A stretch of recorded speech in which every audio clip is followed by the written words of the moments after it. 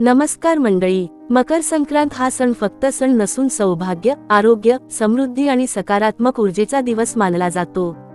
या दिवशी पिवळ्या रंगाचं विशेष महत्त्व आहे। पण मित्रांनो, तुम्हाला माहिती आहे का की पिवळा रंग घालताना काही चुका झाल्या तर त्याचा नकारात्मक परिणाम होऊ शकतो?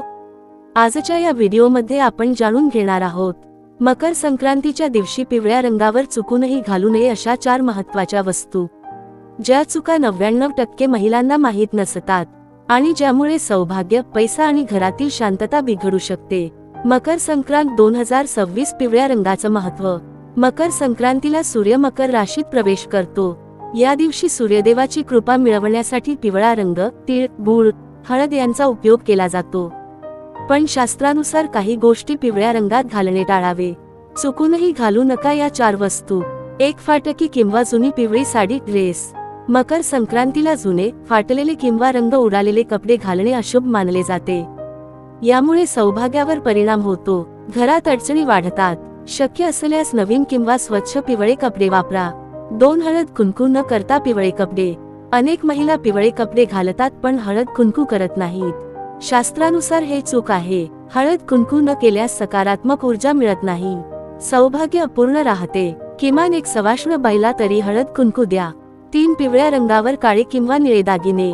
पिवळ्या रंगावर काळे, निळे किंवा डाग दागिने घालणे टाळावे, कारण काळा रंग नकारात्मक ऊर्जा शोषतो, पिवळ्या रंगाची शुभता कमी करतो। सोनेरी, हिरवे किंवा लाल दागिने योग्य ठरतात। 4. पिवळ्या रंगावर केस मोकळे ठेवणे। संक्रांतीच्या दिवशी केस मोकळे ठेवणे अशुभ मानले जाते। यामुळे घरातील शांती भंग पावते, मानसिक अस्वस्थता वाढते। केसांना वेणी, अंबाडा घालून गजरा लावा, सौभाग्य वाढते। मकर संक्रांतीला नक्की करा या 5 गोष्टी। पिवळे किंवा हिरवे कपडे घाला, तीळ गूळ दान करा, सूर्यदेवाला अर्घ्य द्या, हळद कुंकू करा, घरात सकारात्मक विचार ठेवा। महत्त्वाची सूचना, हा व्हिडिओ अंधश्रद्धा नसून परंपरा आणि शास्त्रावर आधारित माहिती आहे। श्रद्धा ठेवा पण विवेकही ठेवा। जर तुम्हाला हा व्हिडिओ उपयुक्त वाटला असेल तर लाईक करा, कॉमेंट मध्ये जय सूर्यदेव लिहा, महिलांना शेअर करा, चॅनल सबस्क्राइब करायला विसरू नका।